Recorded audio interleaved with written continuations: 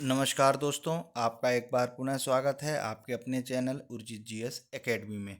दोस्तों, आज हम बात करने वाले हैं तीन टॉपिक पे।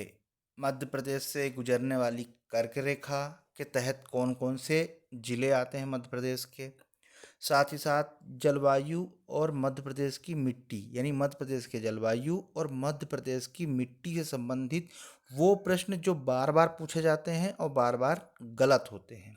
ठीक है, तो उसी संबंधित जो है आज हम बात करेंगे। दोस्तों, जो इस चैनल में नया है या अभी ज्वाइन हुआ है और जिन्होंने अभी तक चैनल सब्सक्राइब नहीं किया है तो जल्द से जल्द चैनल सब्सक्राइब करें, साथ ही साथ बेल आइकन को जरूर प्रेस करें, जिससे मेरे द्वारा बनाए जा रहे वीडियो का अपडेशन आपके पास निरंतर रूप से जो है पहुंचे। तो चलिए दोस्तों, हम सबसे पहले हम देख लेते हैं। जैसा कि आप स्क्रीन पे देख रहे होंगे कि मध्य प्रदेश का मैप है। ठीक है, यानी मध्य प्रदेश के सारे जिले, 52 जिले कहाँ कहाँ से गुजरती है कर्क रेखा, वो जो है कलरफुल में जो है बताया गया है। ठीक है, चलिए हम एक एक करके जो है इनको देख लेते हैं। तो सबसे पहले है ये रेड, यानी रतलाम, उज्जैन, आगर मालवा। आगर मालवा क्यों? पहले शाजापुर था, देखिए। ठीक है, ये रहा शाजापुर, जिस पे आप देख रहे होंगे टिक मैंने किया है, ये शाजापुर है। पर क्योंकि शाजापुर से अलग होकर नया जिला बना है आगर मालवा, और आगर मालवा से होकर कर्क रेखा गुजरती है। ठीक है, ध्यान रखिएगा, आगर मालवा से। ऑप्शन में आपको बिल्कुल मिलेगा, आपको जो है ऑप्शन में ये ऑप्शन मिलेगा आपको। ठीक है, पर शाजापुर ऑप्शन नहीं होगा। ठीक है, तो इस चीज़ को जो है विशेष तौर पे ध्यान रखेंगे। तो पहला है रतलाम, दूसरा है उज्जैन, तीसरा है आगर मालवा, इसके बाद जो है राजगढ़, राजगढ़ के बाद भोपाल, सीहोर, रायसेन, सागर, दमोह, कटनी, जबलपुर, उमरिया और शहडोल। ये 14 डिस्ट्रिक्ट है मध्य प्रदेश के जहाँ से पास होती है कर्क रेखा। ठीक है, कर्क रेखा जो है यहाँ से ऐसे पास होती है। ठीक है, आपको मैं एक बार और बता दूं, ये ऐसे कर्क रेखा पास होती है। ठीक है, ये देखो रेड और ग्रीन लाइन जो मैंने अभी ड्रॉ की है, यहाँ से पास होती है। अब दोस्तों, एक क्वेश्चन ही बनता है कि मध्य प्रदेश की कौन सी नदी जो कर्क रेखा के समानांतर गुजरती है। ठीक है, तो मध्य प्रदेश के समानांतर ऐसे एक नदी गुजरती है जिसका नाम है नर्मदा। ठीक है, नर्मदा नदी कर्क रेखा के समांतर गुजरती है। ठीक है, ऐसे प्रश्न बनते हैं। ठीक है, तो ये ध्यान रखिएगा। शाजापुर जरूर बोला जाएगा, पर शाजापुर नहीं है, क्योंकि वो जो है उससे नया डिस्ट्रिक्ट बना आगर मालवा। अब आगर मालवा इसके तहत जो है आता है। यानी 14 डिस्ट्रिक्ट हो गए हैं मध्य प्रदेश के, जहाँ से मतलब पहले भी थे, तो वहाँ से जो है गुजरती है कर्क रेखा। ठीक है, तो ये जो है इम्पोर्टेंट है। भारत के स्तर पे हम बात करेंगे तो 8 ऐसे स्टेट है जहाँ से कर्क रेखा गुजरती है। ठीक है, ये आजकल ऐसा एक ट्रेंड हो गया है कि ऐसे जमाने को आता है, मतलब आप पूर्व से पश्चिम की ओर, यानी ये पूर्व है, आप ऐसे समझें इसको, ये ऐसा। ठीक है, तो ये हो गया, ये साउथ हो गया, ये नॉर्थ हो गया, ये ईस्ट हो गया और ये वेस्ट हो गया। तो ऐसा जमाने को आता है, आप ऐसा जमाइए या ऐसा जमाइए। तो ऐसा जमाने को भी आ सकता है, ऐसा भी। तो आपको याद होना चाहिए, सीक्वेंस भी याद होना चाहिए कि पहला सीक्वेंस कौन सा होगा। ठीक है, आपको ये सीक्वेंस भी जो है पता होना चाहिए। कौन सा सीक्वेंस, पूर्व की ओर जमाओगे तो पहला कौन सा आएगा, पश्चिम की ओर से अगर उस कर्क रेखा को जमाओगे तो कौन सा आएगा, ये आपको पता होना चाहिए। इसलिए जो है एक सीक्वेंस में अगर आप कोई सा भी सीक्वेंस एक पकड़ लीजिए, अगर आपको ये वो याद हो गया है तो दूसरा सीक्वेंस आप अपने आप जो है इसको कर पाएंगे। ठीक है, तो इस तरह से जो है ये 14 जो है कर्क रेखा जो है मध्य प्रदेश से गुजरती है। 14 जिलों से हमने जो है अभी बात की पश्चिम से पूर्व की ओर। एक बार और बात कर लेते हैं, पश्चिम से पूर्व की ओर। ठीक है, मैं एक बार रिपीट कर रहा हूँ, पश्चिम से पूर्व की ओर रतलाम, उज्जैन, आगर मालवा, राजगढ़, भोपाल, सीहोर, रायसेन, सागर, दमोह, कटनी, जबलपुर,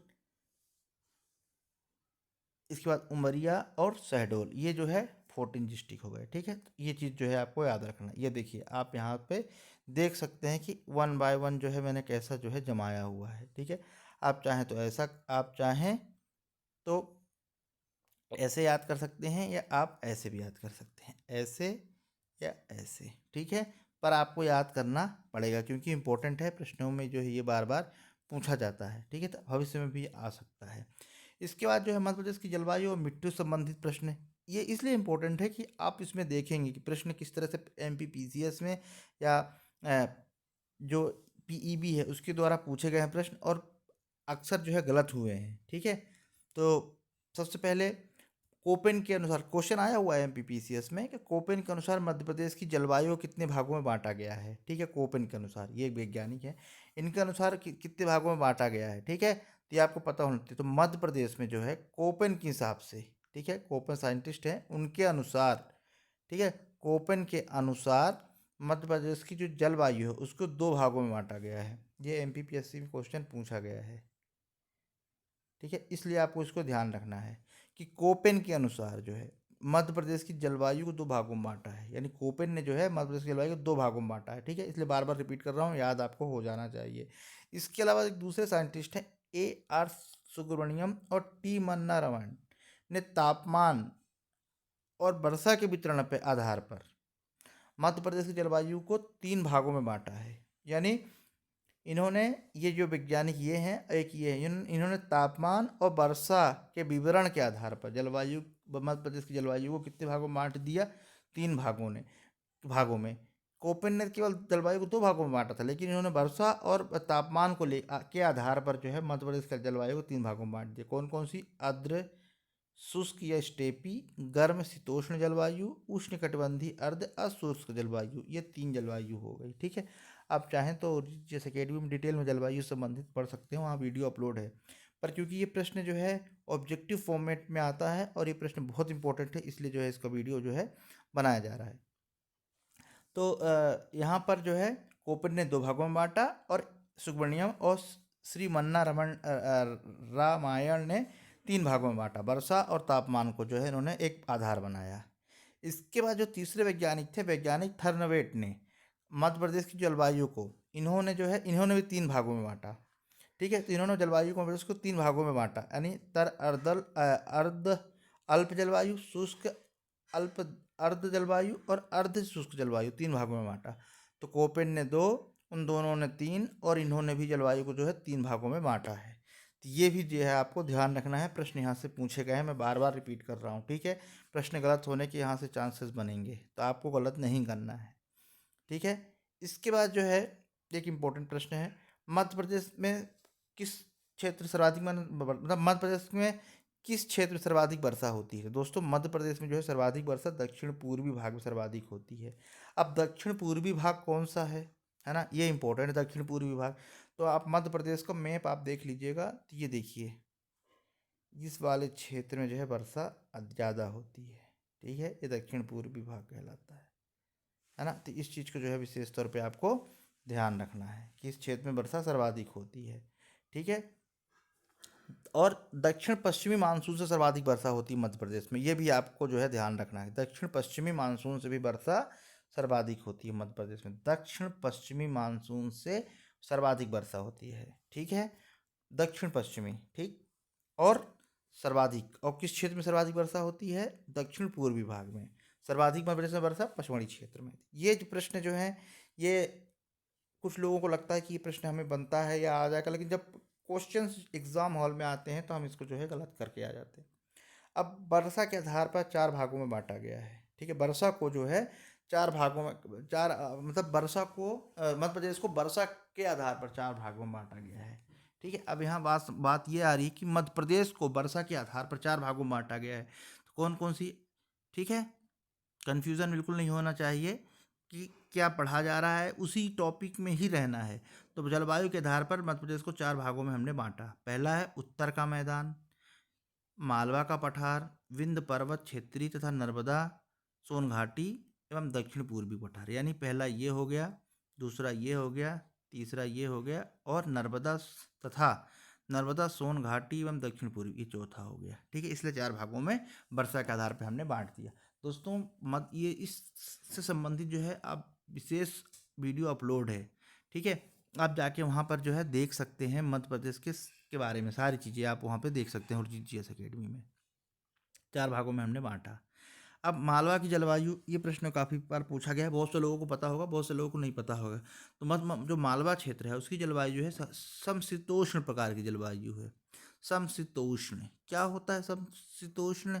यानी यहाँ पे न ज़्यादा गर्मियों में ज़्यादा गर्मी पड़ती है, न सर्दियों में ज़्यादा सर्दी पड़ती है, इसलिए समशीतोष्ण जलवायु से कहा जाता है। तो मालवा क्षेत्र को जो है समशीतोष्ण जलवायु जो है प्रकार की पाई जाती है।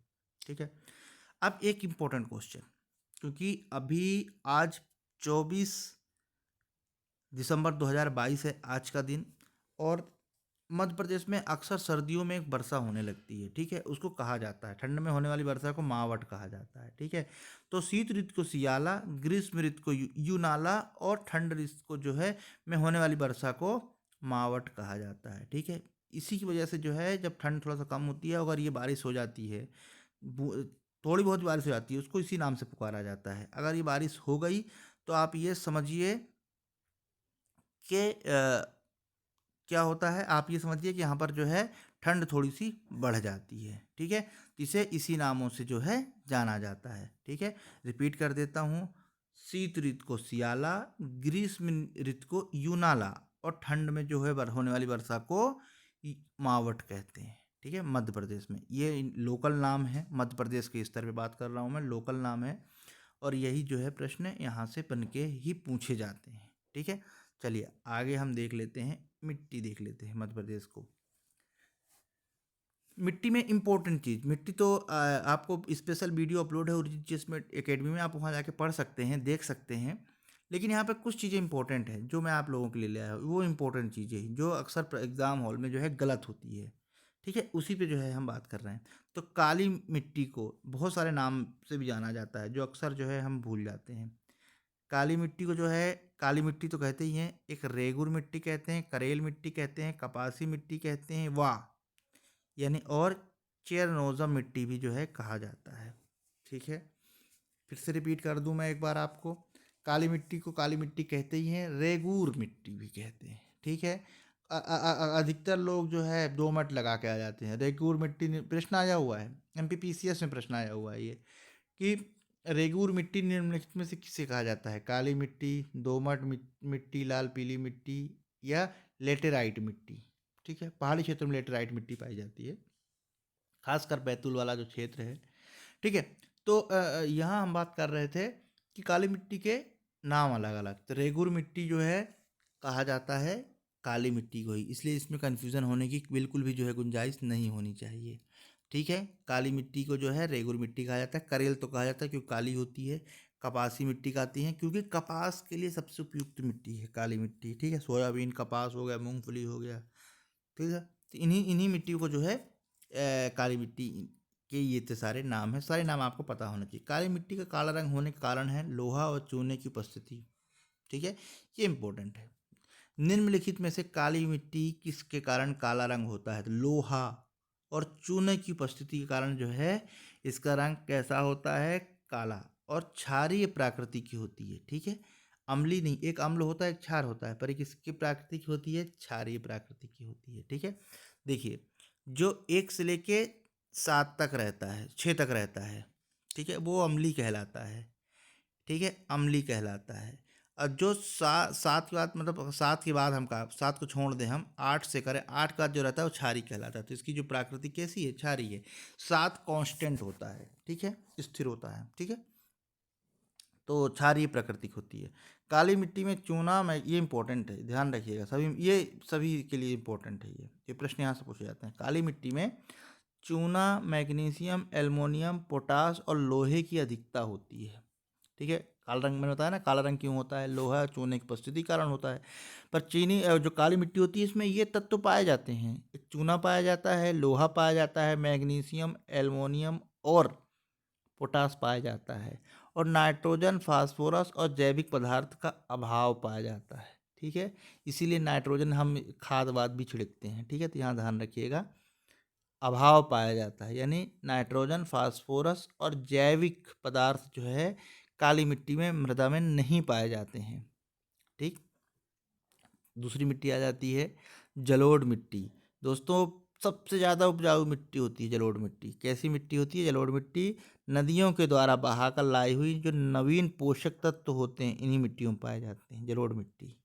किस क्षेत्र में दोस्तों पाई जाती है? काली मिट्टी तो मालवा क्षेत्र में पाई जाती है। किस क्षेत्र में पाई जाती है दोस्तों? ये पाई जाती है उत्तर पश्चिम उत्तर क्षेत्र, यानी जो श्योपुर जो है भिंड मुरैना वाला क्षेत्र है, उस क्षेत्र में जो है काफ़ी मात्रा में पाई जाती है। ठीक है, सर्वाधिक उपजाऊ मिट्टी होती है। इसके बाद जो है लाल पीली मिट्टी का रंग किस कारण से होता है लाल पीला?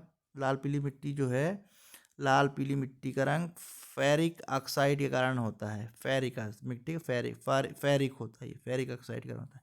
ये अम्लीय होती है, यानी 1 से 6 तक होता है। ये अम्लीय प्राकृतिक होती है। और काली मिट्टी क्षारीय प्राकृतिक की होती है।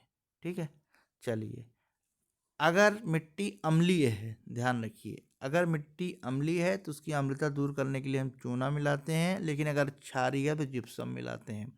ये इम्पोर्टेंट है ना। ये चीज़ें जो है प्रश्न पूछी जाती है। अगर मिट्टी कैसी है? अगर मिट्टी क्षारीय है, ठीक है, तो हम उसमें जिप्सम मिलाएंगे। लेकिन अगर मिट्टी कैसी है? अम्लीय है, तो अम्लीय मिट्टी में हम मिलाएंगे चूना। ठीक है, इसको दूर करने के ये तरीके होते हैं। तो दोस्तों उम्मीद करता हूँ आप लोगों के लिए काफ़ी कारगर रहा होगा, मतलब कारगर होगा ये वीडियो। और एक भी प्रश्न जो है यहाँ से हटने, मतलब आपको मिस होने के चांसेस नहीं होंगे। अब प्रश्न यहाँ से पूछे जाते हैं, खासकर जो जलवायु के जो अलग अलग भागों में बांटा गया है दोस्तों, प्रश्न आया हुआ है। बहुत से स्टूडेंट जो है इसे गलत भी करते हैं। तो दोस्तों पढ़ते रहिए, वीडियो को लाइक ज़रूर करें, जिससे पता चलता है कि आप लोग जो है पढ़ाई के प्रति गंभीर हैं और मेरे द्वारा बनाए जा रहे वीडियो को जो है आप लोग पसंद कर रहे हैं। तो पढ़ते रहिए। अगर आपको लगता है किसी और टॉपिक पे जो है वीडियो बनाना चाहिए, तो आप मुझे जो है अपने सुझाव दे सकते हैं। दोस्तों 2022 का जो साल है, अब ये मतलब ख़त्म होने की लगभग कगार पे आ चुका है। ठीक है, लगभग जो है कगार पे ही आ चुका है। और जब तक जो है, मेरा कहने का मतलब ये है कि सिलेक्शन जो है जब तक आप लोगों का नहीं हो जाता, जब तक ये प्रोसेस जो है पढ़ने वाली जो है बंद नहीं होनी चाहिए। अगर एक बार पढ़ाई बंद हो गई तो फिर आगे जो है स्टार्ट होने में बहुत समय लगता है। इसलिए निरंतर पढ़ते रहिए। ठीक है, निरंतर पढ़ते रहिए। वैकेंसीज आ रही हैं और उम्मीद है आप लोगों के लिए जो है ये 2023 का साल है वो बहुत ही अच्छा रहेगा। तो पढ़ते रहिए। नमस्कार।